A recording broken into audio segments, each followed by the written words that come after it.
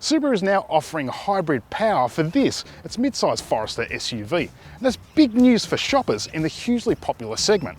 Why? Because the only other option that you don't have to plug into a wall is Toyota's RAV4, and they've been a bit thin on the ground since launching last year. Does the Forester Hybrid deliver the kind of benefits that eco-conscious buyers expect?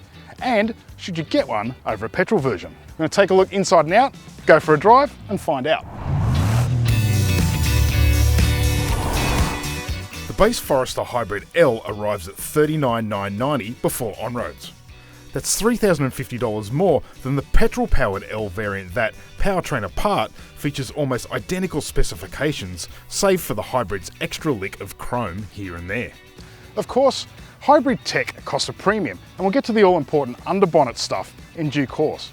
But first, let's quickly recap the rest of the familiar and largely unchanged Forester package. It's absolutely brimming with safety kit, including Subaru's advanced eyesight driver assistance systems and both forward and reverse autonomous emergency braking. Adaptive cruise control, auto-leveling headlights, full LED lighting, and front, rear and curbside cameras are all par for the course. You also get X-Mode multi-terrain chassis smarts that govern the characteristics of the engine, braking and, of course, Subaru's proprietary all-wheel drive. It's just a shame that those 17-inch wheels just don't do the Forester's appearance many favours.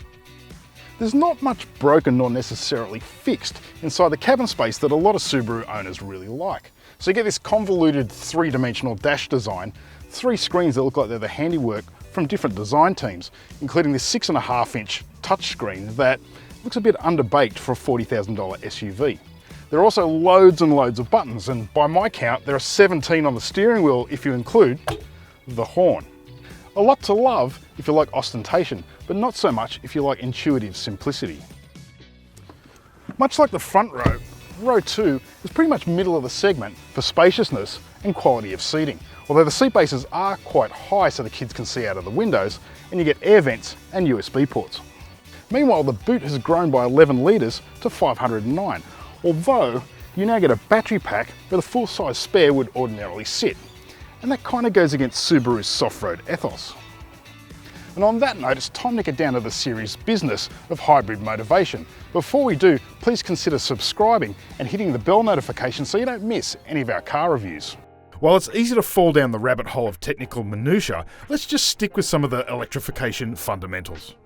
To begin with, the Forester uses lithium-ion power. It's a more advanced and efficient battery technology than the nickel-metal hydride approach used by RAV4. Petrol-wise, there's a 2-litre Boxer 4-cylinder engine good for 110 kilowatts and 196 newton meters. This is twinned with an electric motor capable of 12.3, yes, 0.3 kilowatts and 66 newton meters, with both power sources upstream of the CVT transmission.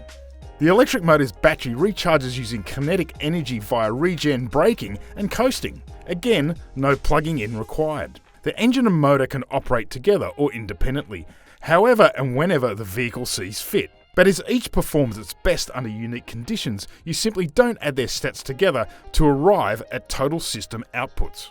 From the get-go then, it seems like this hybrid seems to be on the back foot, if only because the cheaper regular Forester gets a larger and more powerful 2.5 litre Boxer good for 136 kilowatts and 239 newton meters. But no matter. We're here for eco-glory, like the reduction in CO2 from 168 grams per kilometre to 152 grams. More edifying, particularly to the hip pocket, is fuel economy benefits.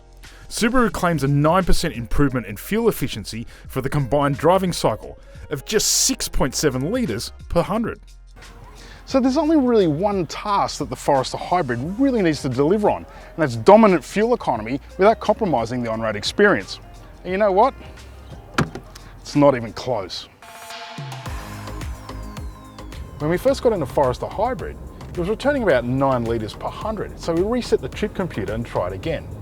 Then it did 11s around town, reset again, 10s, and at one point, driven gingerly and to prevailing conditions, I think I did see it dip down into the 7s just once. But realistically, it returns high 8s. So, how about we hit the highway then, you might ask? Well, no, because even Subaru admits that it only gets a 0.1 of a litre advantage on the open road. The system is designed to return its most handsome fuel economy dividends at low speed and around town. So, what seems to be the problem? By the seat of the pants, evidence suggests that the electric motor just doesn't have enough herbs. So if you're at a standstill, you can let off the throttle and EV mode will drive it gently forward. But if you even think of touching the throttle, petrol power kicks in. I don't know about you, but I've got places to go a little quicker than walking pace. The electric motor doesn't seem to really want to come to the party much at all. And in fact, if you let off the throttle and let the car sail on, it'll indicate that it's in EV mode, but it's actually not propelling the car, it's more just regenerating the battery. Given that EV mode is not terribly interested in the business of forward motion, you'd think it would at least enhance drivability, but it's simply not the case. The petrol engine just buzzes away at about 2,000 RPM at a cold start. You get a thump in the back when it transitions between low speed EV mode and when the petrol mode kicks in. And it doesn't matter if it's at low speed off the mark or if you're cruising, the whole powertrain is just too jerky.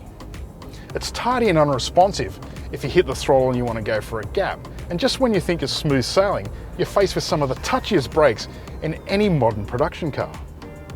In short, the entire powertrain feels like it just lacks refinement, like it missed finishing school. It's not all sour grapes. The hybrid maintains favourable Forester hallmarks such as pliant ride quality on the move and excellent outward visibility. But when you come to a standstill, a display pops up proudly boasting how many mils of fuel you've saved. As you can see here, it's $589 for this trip. But if real consumption is nowhere near its economy claims, we've saved 589 millilitres compared to what? The Forester Hybrid doesn't get anywhere near its fuel economy claim in the real world. And given that you're paying a premium specifically for fuel economy, you have to ask, what's the point? Let's presume for a moment the claims for Forester petrol are equally inaccurate and you still get that 0.7 of a litre per 100 fuel economy benefit. How far do you think you'd have to drive the Forester Hybrid to recoup that extra $3,050 in fuel savings? The answer is 320,000 kilometres. Even if you drove at 20,000 kilometres a year, it'd still take you 16 years. And the warranty on the battery pack is only half of that in time and in distance. And while we love the idea of a Forester Hybrid, it's simply not hybrid enough for us to recommend it over the old faithful petrol version. If you'd like to see how the petrol Forester fares against the Outback, check out our twin test.